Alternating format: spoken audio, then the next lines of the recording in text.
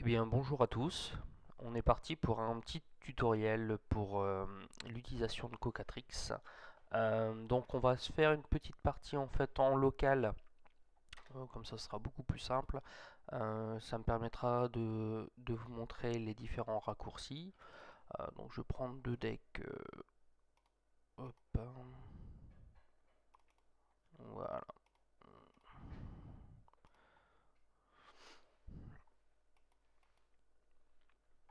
Donc, premier raccourci que je peux vous donner, c'est CTRL S pour mélanger la bibliothèque, mélanger son deck. On va le faire des deux côtés. Voilà, donc avec CTRL S. Puis ensuite on peut piocher les 7 cartes. Donc le plus simple, CTRL M en fait qui correspond à un premier mulligan. Donc CTRL M c'est un mulligan en fait. Si on a déjà des cartes en main, ça piochera le même nombre moins un. Et si on n'en a pas, donc ça pioche les 7 cartes. Donc là voilà, je viens de le faire pour le premier deck, CTRL M pour le second. Donc on voit ici les deux decks qui sont disponibles. Donc on va dire que le joueur 1 va commencer. Donc avec le clic gauche, on va pouvoir choisir les étapes. Donc là, bah forcément, premier joueur, l'étape de draw est passée. On passe directement à l'étape, la première étape principale. Donc pour jouer son terrain, double clic dessus, ou on peut simplement le sélectionner depuis sa main pour le glisser directement. Bon là ici on n'aura rien à jouer en tour 1. Donc on passe l'étape de combat, on passe l'étape 2, on passe à l'étape de fin. Et donc l'autre joueur clique sur passe pour prendre la main. Donc là pareil, on clique, draw, on clique deux fois, hop, ça nous pioche automatiquement la carte. Donc là, nous ici, on va jouer. Ce qui va être intéressant, c'est pour pouvoir jouer au tour 2 si on a la possibilité de jouer celui-ci. Donc on va jouer la forêt en premier avec le Deathrush Shaman. Donc voilà, pareil, hop. Donc, deuxième joueur, pareil, de la même façon. Voilà. Vous voyez là par exemple, j'ai cliqué une fois de trop, donc ça a pioché une carte supplémentaire. Donc là, on a la possibilité de faire le clic droit ici pour en fait annuler la dernière pioche, donc ici, ou alors on a le CTRL, SHIFT et D. Donc il suffit de le faire, hop, et ça va annuler la dernière pioche. Donc là vous voyez, très simple, hein. Donc hop, on prend ici, double clic pour taper les landes, hein, et on prend donc notre créature, on passe les étapes, et c'est terminé. Le deuxième joueur prend également. Donc on pioche. Malheureusement, j'ai pas mon deuxième land, enfin, ma deuxième forêt pour jouer celui-ci, mais j'ai l'avantage d'avoir ça qu'on va jouer maintenant. Donc étape d'attaque inutile. Je passe au joueur suivant. Donc après, c'est à vous de gérer tout ce qui est au niveau des capacités. Donc bien le stipuler en fait dans le chat qui est ici, hein. Bien le stipuler, dire exactement ce que vous faites. Là par exemple, bah, là ce qu'on peut faire, imaginons je veux attaquer avec celui-ci. Si je veux le booster, on tape les landes et on le met dans le chat, comme quoi justement on veut le booster pour pouvoir faire l'attaque. Donc voilà, donc là ici on regarde, j'ai pas de draw, donc hop, pareil je me suis trompé, CTRL SHIFT D, ça l'annule. Hop.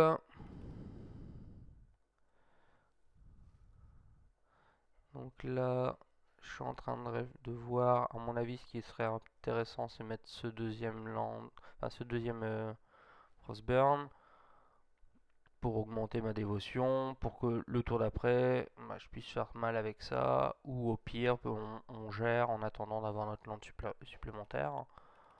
Hop. Donc voilà, pareil, pas d'attaque, on passe.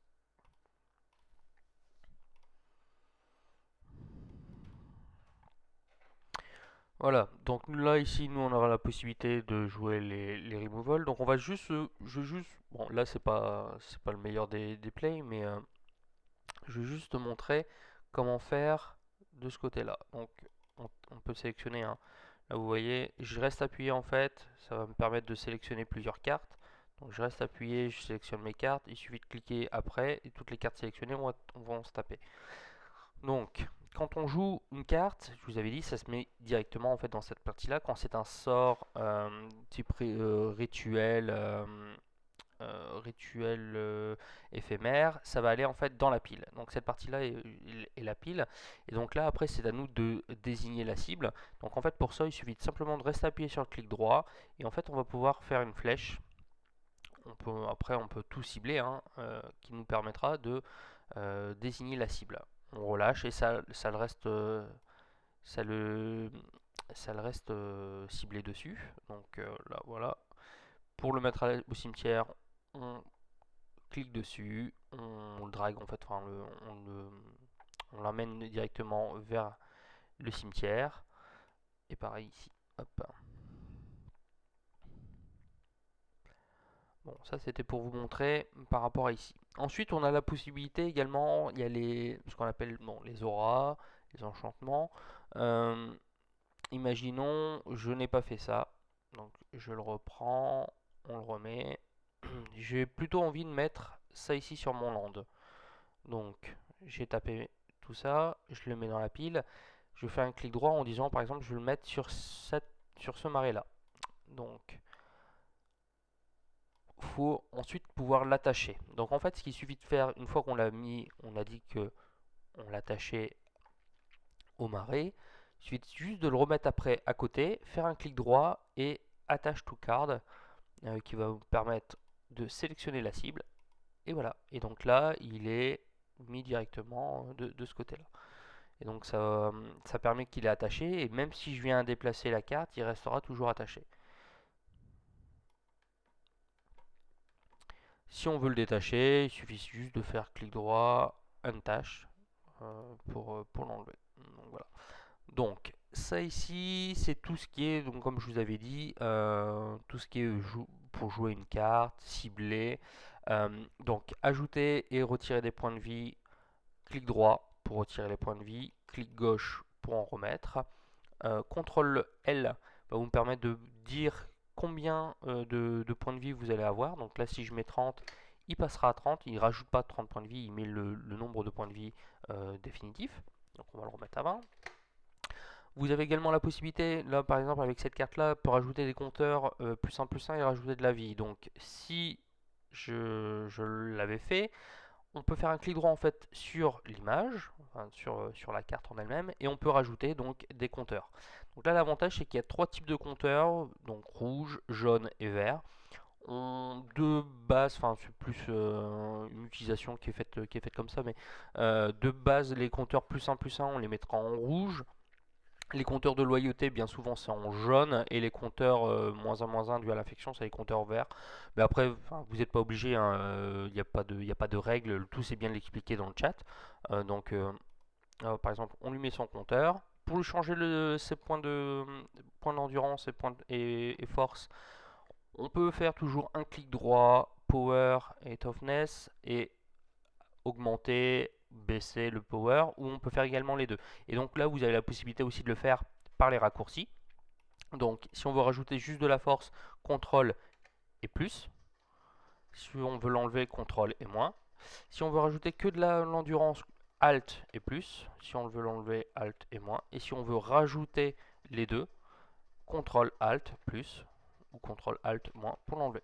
Voilà, tout simplement. Qu'est-ce qu'on aurait besoin de... Qu'est-ce que j'aurais besoin de vous dire en plus? Oui, important, si vous avez des actions à faire avec la bibliothèque. Donc, pour piocher, on avait donc l'étape qui nous permettait de le faire en cliquant simplement dessus. Sinon, CTRL D ou alors clic droit sur la bibliothèque Draw Card.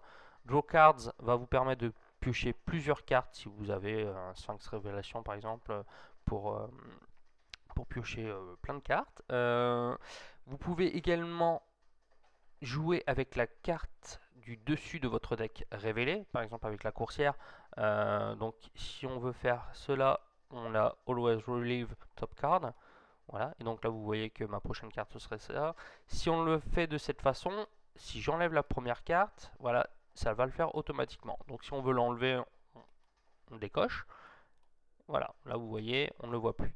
Si on veut juste révéler à un joueur ou à tous les joueurs le deck, vous avez Relieve Library. Si vous voulez juste révéler la première carte, vous le faites comme ceci.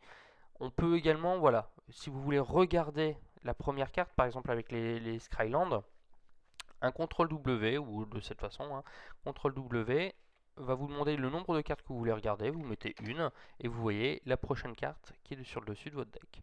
Et de la même façon, si vous voulez le mettre en dessous de votre deck, un clic droit, Move to, et Bottom of Library. Donc voilà, là vous avez toutes les informations. C'est vraiment simple en fait, hein. Si vous avez une action qui est à faire sur la main, vous faites un clic droit sur l'icône qui représente la main. Si c'est sur le deck, un clic droit dessus. Vous avez de toute façon tous les raccourcis, enfin toutes les informations qui sont ici. Donc dans le menu Game, et après c'est suivant quel type de joueur vous êtes, passez aux différentes phases. Voilà, donc vous avez vraiment toutes les informations qui sont ici. De toute façon, les premières parties, ce sera vraiment plus, si vous n'avez pas l'habitude, plus de l'échauffement. Moi je vous conseille même de les faire avant de débuter le tournoi. Ce sera le mieux. Et pareil, si vous avez besoin, n'hésitez pas à me retrouver sur Cocatrix pour qu'on se fasse des petites parties ensemble, il n'y a aucun souci. Voilà, j'espère que j'ai vu avec vous l'ensemble. S'il y a la moindre question, n'hésitez pas à me contacter. Voilà, très bonne journée.